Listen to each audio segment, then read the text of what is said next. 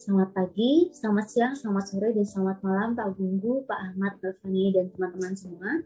Kami dari kelompok L akan mempresentasikan case debate pick 1, yaitu Innovation at Google. Namun sebelumnya, perkenalkan kami untuk memperkenalkan diri terlebih dahulu. Kami dari grup L yang terdiri dari Salsania Patri, Galva Zahiro, Nadine Narasati atau saya sendiri, Muhammad Zanuar, dan Sekar Pawistin. Nah, ini adalah outline dari pembahasan kita hari ini. Yang pertama, kami akan memaparkan brief introduction to Google, dan yang kedua, case summary. Kemudian kami juga akan menjawab pertanyaan dari kasus mengenai bagaimana Google memperoleh pendapatan dan melakukan inovasinya, serta bagaimana risiko yang dapat terjadi di masa yang akan datang, serta yang terakhir adalah kesimpulan. Nah, yang pertama, kami akan memaparkan brief introduction to Google sendiri. Nah, teman-teman pasti sudah tahu ya apa itu Google, karena kita setiap hari juga menggunakan Google untuk membantu kehidupan kita sehari-hari. Sesuai dengan slogan Just Google It, kita dapat mencari tahu segala informasi dalam hitungan detik dalam sekejap. Karena manfaatnya yang sangat berdampak bagi kehidupan kita, tidak heran jika saat ini Google menguasai 87,76% market share online search di seluruh dunia. Data ini diperoleh dari statista.com per Juni 2021. Nah, popularitas Google ini juga jauh mengalahkan Bing dari Microsoft dengan market share 5,56%, Yahoo dengan market share 2,71%, serta Baidu China dan Yandex Rusia. Nah, kesuksesan Google ini tentu tidak terlepas dari sejarah pendirian Google yang secara singkat akan kami paparkan sebagai berikut. Nah, ini adalah timeline pendirian Google dari awal direncanakan oleh foundernya, yaitu Lawrence Edward Page atau Larry Page, dan Sergey Brin pada 1965 di Stanford University. Nah, mereka awalnya mengadakan pertemuan pertama dan kemudian memutuskan untuk bekerja membangun search engine bersama yang dapat mengakses berbagai laman di World Wide Web. Search engine tersebut dinamakan Backup yang kemudian dinamakan Google seperti yang kita ketahui sekarang, sejak tahun 1968 yang didirikan secara resmi pada bulan Agustus. Sejak awal pendiriannya, Google selalu memberikan inovasi-inovasi yang terbaik seperti Google Art yang dibuat sejak tahun 1998 pada awalnya, hingga perusahaan ini pun bisa go public pada 2004 dan berhasil mendapatkan 1,66 miliar dolar Amerika sehingga Brin dan Page menjadi milioner dalam seketika. Pada 2012, Google juga menjadi perusahaan Amerika terbesar melalui market share yang terus-menerus meninggi. Setelah Google menjadi anak dari holding company Alphabet Inc. pada 2015, terdapat tulisan kuasa atas produk-produk Google, seperti misalnya YouTube, Android, aplikasi-aplikasi Google, dan Maps, yang masih berada di bawah naungan Google, sementara untuk Teleco, NAS, Google Apps yang terpisah yaitu di bawah naungan Alphabet Inc. Kemudian Google juga dikonvert menjadi Google LLC setelah Alphabet melakukan reorganisasi di tahun 2017. Dan sejak 2019, Sundar Pichai menjadi CEO Google yang sementara Page dan Brin menjadi Board of Directors-nya hingga saat ini. Google kemudian menjadi perusahaan high-tech marketplace terbesar bersama dengan Apple, IBM, dan Microsoft, dengan 50 lebih produk dan jasa internet yang ditawarkan sesuai dengan misi Google, yakni mengorganisasi informasi di seluruh dunia dan membuatnya menjadi accessible dan berguna bagi banyak orang di seluruh dunia. Produk yang ditawarkan Google sangat beragam, teman-teman, seperti yang kita ketahui, mulai dari Google Assistant, Android OS, Google Chrome, Google Translate, Google Maps, YouTube, Google Mail, Google Meet, Waze, Google Classroom, Google Forms, Google Sheets, Google Docs, dan lain sebagainya yang tentunya sudah kita rasakan manfaatnya bersama, terutama di masa pandemi saat ini. Google juga berkomitmen untuk meningkatkan taraf hidup manusia dengan memiliki prinsip untuk melindungi pengguna dengan menciptakan alat dan fitur-fitur yang private, mudah, dan aman untuk saling terkoneksi dan mengembangkan pengetahuan, riset, serta mendalami sumber-sumber yang ada di seluruh dunia. Yang kedua, Google juga memiliki prinsip untuk melakukan expanding opportunity, yaitu memperluas kesempatan dengan bentuk mendekatkan kesenjangan edukasi melalui teknologi, keterampilan, dan pelatihan dalam dunia digital. Hal ini juga membantu berbagai pihak dalam mempublikasikan misi mereka, membuka volunteer, dan menggalang dana yang kemudian berdampak bagi sesama. Google juga berprinsip untuk menampung seluruh suara masyarakat dengan membuat teknologi yang dapat diakses oleh semua orang tanpa terkecuali.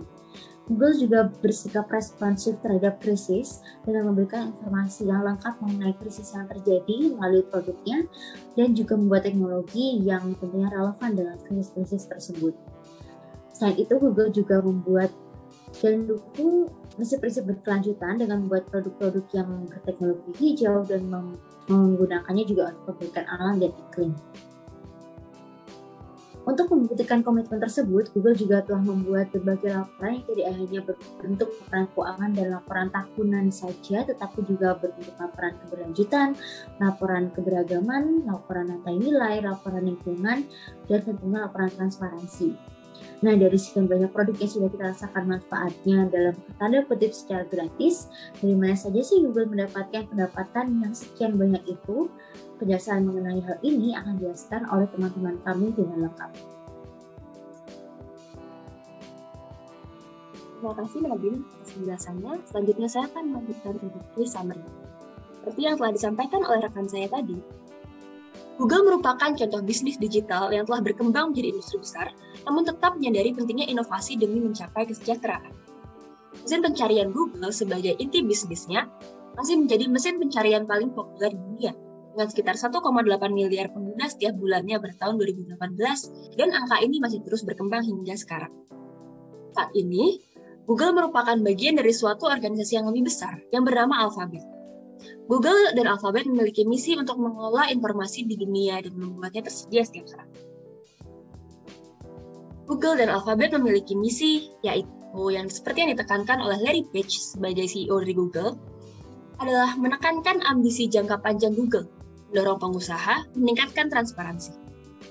Berfokus membuat Google menjadi lebih baik dan meningkatkan kualitas hidup masyarakat merupakan tujuan utama dari misi Google bersama Alphabet. Kebutuhan Google untuk menjadi bagian dari Alphabet mencerminkan perkembangan bisnis Google sebagai sebuah organisasi. Dari yang awalnya merupakan suatu teknologi pencarian atau search engine, kemudian melakukan ekspansi ke segmen-segmen yang lain.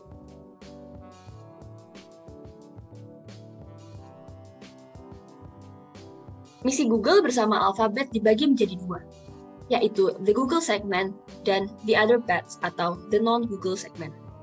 Google Segment seperti yang telah kita ketahui berupa layanan-layanan Google, yaitu contohnya adalah Google Maps, YouTube, Google Play, Android, Chrome, dan kemudian ada juga hardware buatan Google seperti handphone Google Pixel, Google Home, dan VR headset, yaitu Daydream. Lalu, untuk The Other Bets atau The Non-Google Segment, seperti yang ada di layar di sini, ada Google Fiber atau fiber optics yang menyediakan layanan internet dan internet protokol television di berbagai bagian di Amerika. Lalu ada pula Calico, yaitu bisnis bioteknologi yang meneliti penuaan manusia. Kemudian ada pula GV, yang dulunya merupakan Google Venture, yaitu bisnis investasi model Ventura. Lalu ada Nest, atau bisnis otomatisasi perumahan untuk smart home yang sedang booming nih, yang terkenal atas learning thermostatnya, juga dengan Nest Protect Smoke Alarm atau alarm pendeteksi asapnya. Lalu ada pula Verily, sebuah bisnis sains kehidupan untuk memantau data kesehatan jangka panjang penggunanya. Kemudian ada Waymo, yaitu proyek self-driving car milik Google. Dan yang terakhir adalah X, yaitu proyek bisnis eksplorasi ruang angkasa. The Other Bets atau non-Google segments ini menunjukkan inovasi yang cukup beragam dan bervariasi dibandingkan digital business proposition awal dari Google. Dan bagaimana Alphabet merespon terhadap isu-isu yang berkembang di masyarakat. Seperti tadi ada smart home, kemudian juga bagaimana ada Elon Musk dengan Tesla-nya, dan Google dan Alphabet dengan X-nya, begitu. Selanjutnya ada revenue stream untuk Google. Jadi sebenarnya bagaimana sih Google mendapatkan penghasilannya? Google memiliki 3 sumber utama penghasilan. Yang pertama adalah advertising dan monetisasi atau monetization dari Google Asset. Kemudian yang kedua ada advertising dan monetisasi dari Google Network. Dan yang terakhir adalah pendapatan lain-lain atau miscellaneous other income. Untuk kelompok pertama, yaitu iklan dan monetisasi aset Google, merupakan pendapatan dari Google Search, AdWords, kemudian termasuk dari traffic partner bisnis Google, yaitu dari search distribution yang menggunakan Google sebagai main search engine-nya. Ya, contohnya itu dari browser dan aplikasi. Selain itu, ada juga laba iklan dari Google Ads untuk yang kedua, seperti Google, Gmail, Gmaps, Google Play. Terakhir, ada laba yang didapatkan dari aset YouTube. Lalu, untuk yang jenis kedua, yaitu Advertising and Monetization dari Google Network Member Assets, contohnya ini ada AdSense dari pencarian konten, laba dari AdMob, dan laba dari DoubleClick Ad Exchange. Yang terakhir, untuk pendapatan lain-lain dari Google, terdiri atas fee penjualan dari aplikasi Google Play, termasuk film, musik, dan in-app application untuk fitur-fitur tambahan aplikasi. Lalu ada juga laba penjualan handphone seperti Google Pixel. Lalu ada pula laba penjualan dari VR headset dan produk-produk Google Home. Pendapatan dari lisensi properti intelektual juga termasuk nih dalam miscellaneous other income. Dan juga ada pendapatan dari upgrade layanan Google Cloud. Meskipun segmen pendapatan lain-lain ini terdiri dari berbagai jenis penghasilan yang beragam, namun untuk main revenue stream dari Google tetap berasal dari iklan.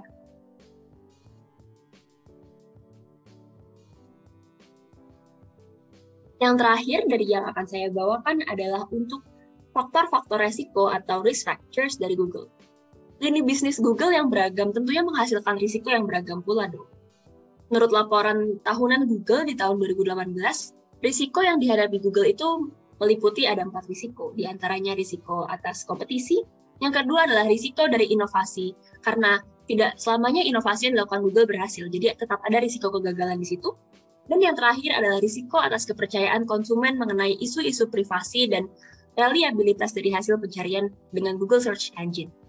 Yang keempat atau yang terakhir ada bagaimana orang-orang mulai meninggalkan Google Advertising. Dan alasan orang untuk meninggalkan iklan melalui Google pun beragam. Ada alasan kepercayaan seperti yang telah disebutkan pada poin ketiga tadi. Dan ada pula bagaimana terkadang return on investment yang dihasilkan dari investasi terhadap biaya iklan di Google ini tidak sesuai dengan biaya yang telah dikeluarkan. Begitu. Sekian dari saya, selanjutnya akan dilanjutkan oleh Baik teman-teman, di sini saya akan melanjutkan untuk menjawab pertanyaan pertama dari case 3.1, yaitu dari manakah pendapatan Google berasal dan mengapa mengeksploitasi inovasi. Namun sebelumnya perlu diketahui lagi bahwa Google berada dalam perusahaan Alphabet, sehingga untuk mengetahui sumber pendapatan, kita dapat melihat laporan tahunan dari Alphabet. Berikut adalah rincian pendapatan yang tercantum dalam laporan tahunan Alphabet pada tahun 2020.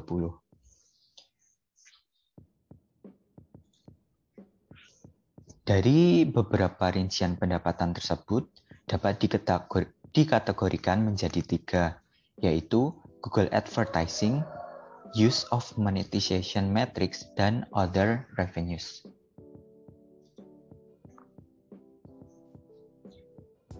Yang pertama yaitu Google Advertising.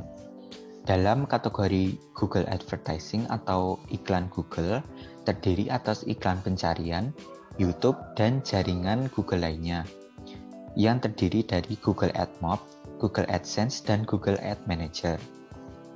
Pendapatan dari iklan didapatkan melalui penayangan iklan dan kemitraan yang dilakukan oleh Google.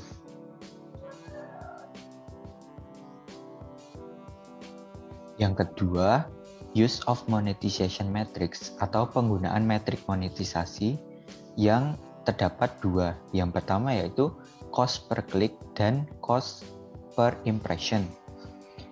Untuk cost per click merupakan gambaran biaya rata-rata yang dikenakan oleh Google untuk setiap klik dari pengguna dalam sebuah iklan. Penghitungannya dengan membagikan pendapatan dengan jumlah klik yang didapatkan pada sebuah iklan tersebut.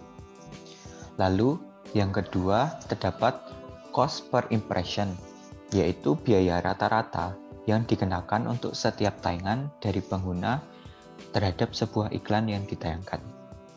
Penghitungannya sama seperti untuk penghitungan cost per klik, namun pada cost per impression ditekankan pada jumlah tayangan yang didapatkan. Untuk penghasilan dari iklan tersebut, bagaimana sih Google mendapatkan penghasilan tersebut? Yang pertama, pengiklan membayarkan Google setiap kali pengunjung mengeklik iklan atau menayangkan iklan tersebut. Sebuah klik atau tayangan mungkin bernilai dari beberapa sen hingga lebih dari $50 untuk istilah pencarian yang sangat kompetitif. Sehingga harga yang dipatok untuk setiap klik atau tayangan berbeda untuk setiap iklan. Selanjutnya, ketika pengunjung mengeklik iklan bergambar di situs web anggota dari Google, sebagian dari pendapatan tersebut dibayarkan kepada pemilik situs, sementara Google mendapatkan pendapatannya dengan menyimpan sebagian dari biaya tersebut. Penggunaan metrik monetisasi inilah yang dianggap mengeksploitasi inovasi di dunia digital, terutama di dunia iklan digital karena pemanfaatan teknologi guna untuk meraih pendapatan. Lalu, yang ketiga, terdapat other revenues atau pendapatan lainnya, yaitu sumber pendapatan yang didapatkan di luar dari iklan yang dilakukan oleh Google. Yang pertama, terdapat Google Play. Pendapatan dari Google Play terdiri dari komisi yang didapatkan dari aplikasi berbayar dan konten berbayar lainnya. Yang kedua, terdapat perangkat keras yang terdiri dari penjualan dari produk seperti Google Home, Pixel Phone, Pixelbook, dan lainnya. Ketiga, terdapat pendapatan dari YouTube yang bukan iklan seperti YouTube Premium dan YouTube TV. Dan yang keempat, terdapat pendapatan yang berasal dari Google Cloud, yaitu dari penggunaan Google Cloud tersebut. Sekian jawaban dari soal pertama. Untuk jawaban dari soal selanjutnya akan dijawab oleh teman saya. Nah, selanjutnya saya akan membahas mengenai risk factor for future generation. Di bawah ini ada dua program yang dapat beresiko untuk mempengaruhi revenue stream dari Google. Yang pertama ada ad blocking technology dan yang kedua ada spamming. Ad blocking technology ini merupakan suatu program atau software yang dapat mencegah timbulnya iklan pada situs website. Ad blocking ini biasanya ditemukan pada fasilitas add-on browser di Google Chrome, Mozilla Firefox, ataupun Safari. Dengan adanya ad blocking ini, maka user tidak akan melihat iklan yang biasanya muncul pada situs website yang dikunjungi. Telah kita ketahui bahwa banyak website yang bergantung pada pendapatan iklan online. Pendapatan ini biasanya untuk membantu membayar penulis menghasilkan konten, lalu untuk membayar biaya hosting, untuk pemeliharaan situs, dan biaya lainnya. Nah, apabila user menggunakan teknologi ad blocking ini, maka para pemilik website tidak akan mendapatkan pendapatan dari iklan tersebut.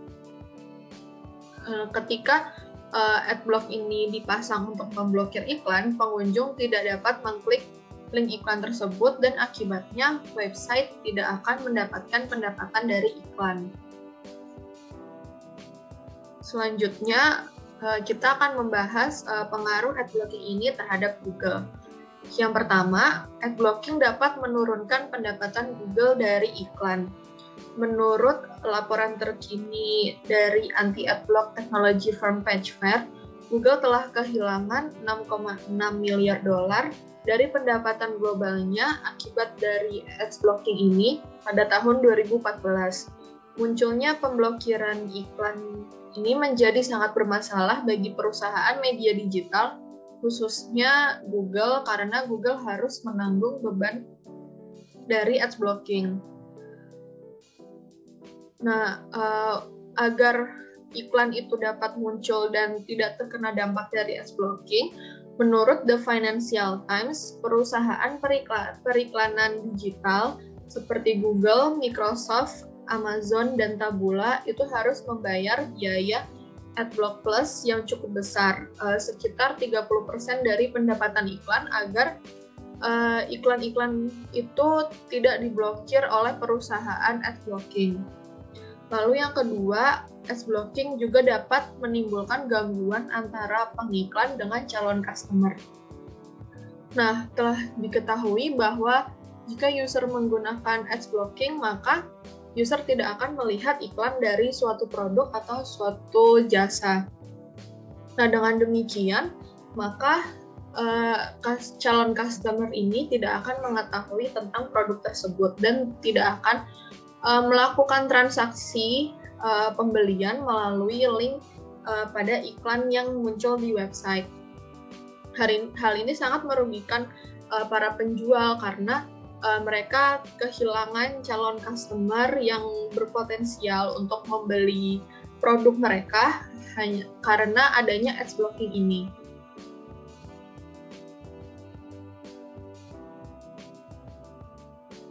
Nah, selanjutnya yang kedua ada spamming. Spamming atau spam yaitu penggunaan sistem pesan untuk mengirim beberapa pesan yang tidak diminta ke sejumlah besar penerima untuk tujuan tertentu. Nah, tujuan ini antara lain seperti tujuan untuk iklan komersial dan tujuan terlarang yang melanggar etika seperti penipuan phishing yang mengambil data privasi dari pengguna internet. Spam ini dapat berupa pop-up, tautan, data, dan email yang tidak diinginkan yang muncul pada website.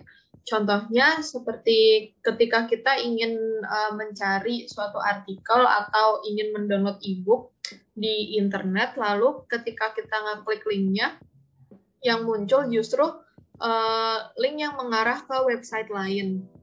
Nah, itu contoh dari spam yang berupa link. Nah, dalam hal ini, Google berupaya untuk mengeliminasi para spammer dengan menggunakan Search Engine Optimization. SEO ini secara sederhana adalah suatu proses untuk meningkatkan situs website yang berguna dalam meningkatkan visibilitas ketika seseorang mencari produk atau layanan yang terkait di search engine seperti Google, Bing, Mozilla, Firefox, ataupun Safari. Semakin baik visibilitas dari website tersebut, akan semakin besar kemungkinan user akan tertarik untuk mengunjungi website tersebut. Contohnya, ketika kita melakukan pencarian terhadap suatu topik gitu ya, lalu website-website yang muncul di atas itu biasanya adalah website yang memiliki ranking terbaik, kecuali website tersebut membayar ads atau iklan kepada Google agar menjadi top search. Nah, hal ini dilakukan Google untuk mengeliminasi para spam sehingga ketika user mencari sesuatu di mesin pencarian, mereka akan menuju website yang benar. Nah, lalu apa saja pengaruh spam terhadap Google? Yang pertama, spam ini dapat memanipulasi algoritma pencarian.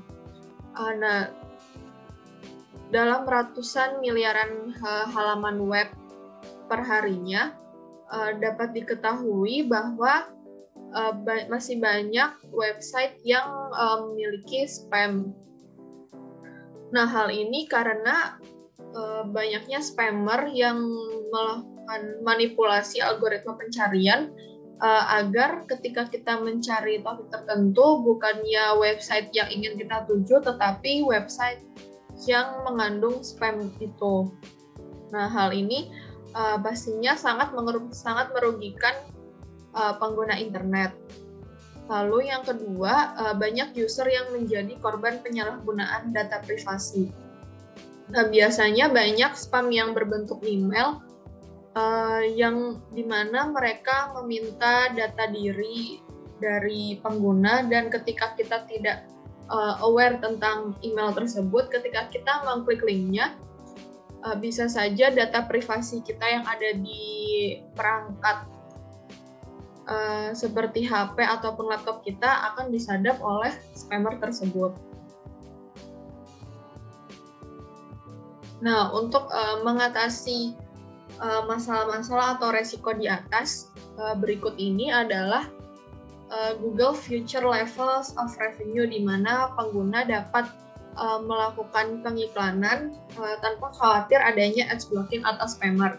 Yang pertama, user dapat melakukan iklan di Google TV, lalu pada Google Video, lalu kemudian ada pada Google Audio. Ini biasanya iklan yang akan ditampilkan di radio-radio. Dan yang terakhir ada Google Print Ads, ataupun pengguna dapat membuat iklan yang nantinya akan dicetak pada majalah atau koran. Nah, keempat ini dapat menjadi revenue stream Google ke depannya, karena dengan keempat fasilitas ini pengguna dapat terbebas dari ads blocking maupun spammer itu.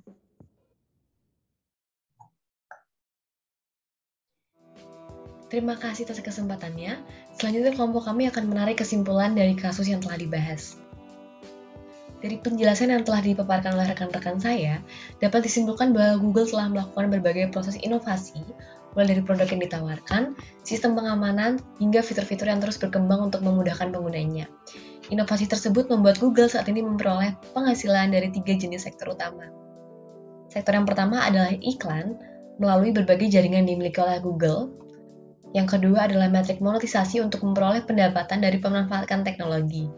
Dari monetisasi ini, Google mengambil komisi dari ads per klik dan ads per impression. Sektor selanjutnya adalah sektor pendapatan lainnya, seperti Google Play, perangkat keras, dan YouTube. Cara Google untuk memperoleh penghasilannya tidak terlepas dari berbagai macam resiko, antara lain ad blocking dan spamming. Kedua hal ini menyebabkan Google berpotensi kehilangan pendapatannya, karena dengan ad blocking, iklan yang seharusnya ditampilkan di situs akan terblokir sehingga pengunjung tidak dapat mengklik iklan tersebut. Jika hal itu terjadi, Google tidak akan mendapatkan pendapatan dari pihak pemasang iklan. Selanjutnya, resiko dari spamming adalah menyebabkan beberapa pesan yang sama terulang dan terkirim ke pengguna tertentu, yang menyebabkan pengguna tersebut akan terhambat dalam proses menemukan atau mengakses produk yang dihasilkan oleh Google. Dari kedua faktor resiko yang merugikan Google, Google melakukan antisipasi dengan memasang iklan yang tidak dapat ditembus oleh adblocker di YouTube dengan memanipulasi tombol skip advertisement di YouTube untuk mengecoh adblocker. Dan selanjutnya, Google juga menerapkan teknik SEO untuk mempersempit pencarian untuk menghindari spam yang terjadi. Hal ini dinyatakan efektif karena tidak ada adblocker yang mampu menembus laman YouTube. Dan Google berhasil memastikan dengan penerapan SEO, 99% kunjungan telah terbebas dari spam. Dilansir dari riset oleh Refinitiv di tahun 2020, kedua hal ini menyebabkan kenaikan ads di Google sebanyak 32% dan menaikkan pendapatan Google sebesar 17,76% dibandingkan periode sebelumnya. Sampai saat ini, Google terus melakukan pengembangan inovasi-inovasi untuk memaksimalkan penggunaan berbagai fitur produk Google yang akan membuat pengunjung menjadi lebih nyaman dalam berselancar dan menggunakan produk Google. Sekian presentasi dari kelompok kami. Jika ada kekurangan, mohon dimaafkan dan terima kasih.